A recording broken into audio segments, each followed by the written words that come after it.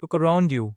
Everyone you pass today, on the cashier, your classmate, your coworker, your neighbor, is carrying something.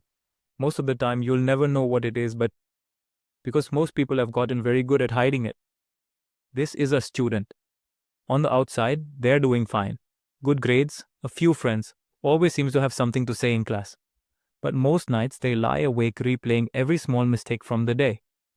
Convinced they're falling behind everyone else, they've thought about talking to someone. But every time, the thought is followed by another one. Everyone else has it together. Why don't I? This is a single parent. Every morning, they make sure their kid gets fed, gets to school, has clean clothes. From the outside, it looks like they're managing just fine.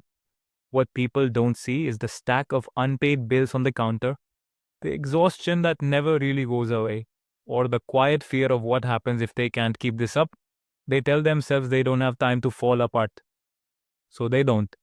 Not because they're not struggling, because there's no room to. This is a man in his 70s. His neighbors know him as friendly, always ready with a wave and a joke.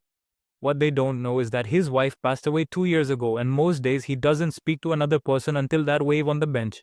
The silence in his house has become so normal that he's almost stopped noticing it. Almost. This is someone in their late 20s, a few years into their career. Co-workers see someone driven, capable, always the one others come to for advice. What they don't see is the anxiety that shows up almost every morning before work. A tight chest, a racing mind, a constant feeling of not being enough. Despite every promotion and every compliment, they've built a reputation as the person who has it together, and now it feels impossible to be the one who doesn't. So why don't people just ask for help? It's rarely because they don't want support. It's usually something quieter than that.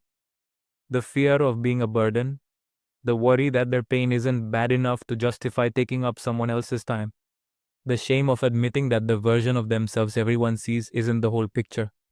And sometimes it's simply that no one has ever asked, really asked, in a way that made it feel safe to answer honestly. The truth is, most people aren't waiting to be fixed. They're waiting to be noticed, to be asked twice, not just once, to be given permission to say, actually, I'm not okay, without feeling like they failed. The student, the single parent, the man on the bench, the person in the parked car. None of them needed someone to solve their problems. They needed someone to slow down, notice, and ask. Not the automatic, how are you? But the kind of question that leaves room for a real answer. If you're the one struggling today, you don't have to carry it alone, and you don't have to have the perfect way to explain it.